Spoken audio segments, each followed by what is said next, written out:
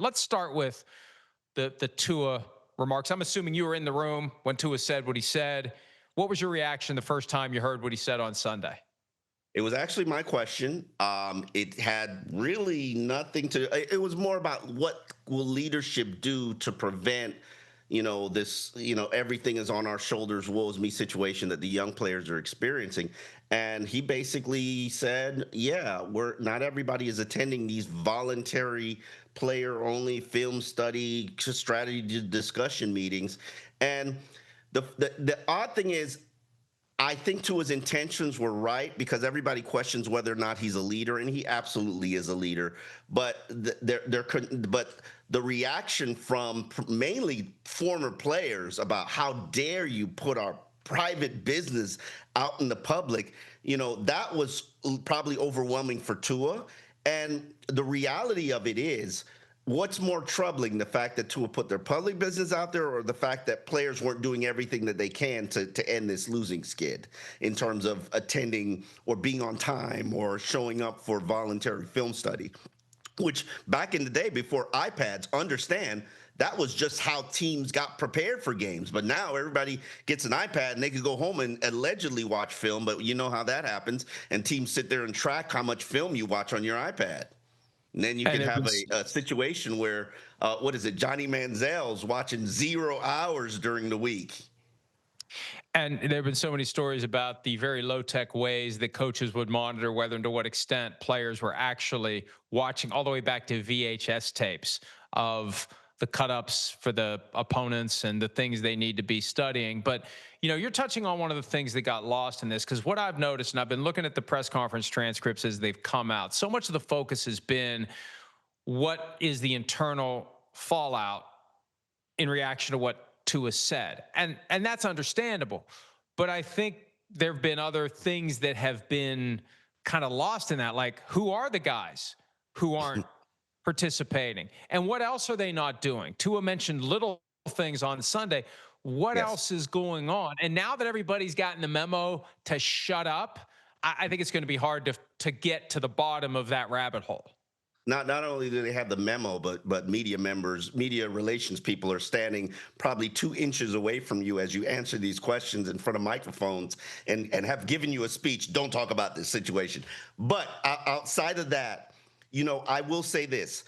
I previously, when they began training camp, you'd see players on the field doing the little extra, doing the little running, or doing the position work with their assistant position coach, running this route better, or working on their release. I hadn't seen that for a while after practice, but yesterday, I mean, it probably had to be about a dozen to 2 dozen players. The offensive line always works extra. Not that it makes a difference, but they always work extra, and they're one of the hardest working units. But you saw people riding the bike after practice. You saw people, receivers, 3 receivers who aren't playing. They were running routes. Jalen Wright, who'd been inactive for 2 weeks, was working on a specific route.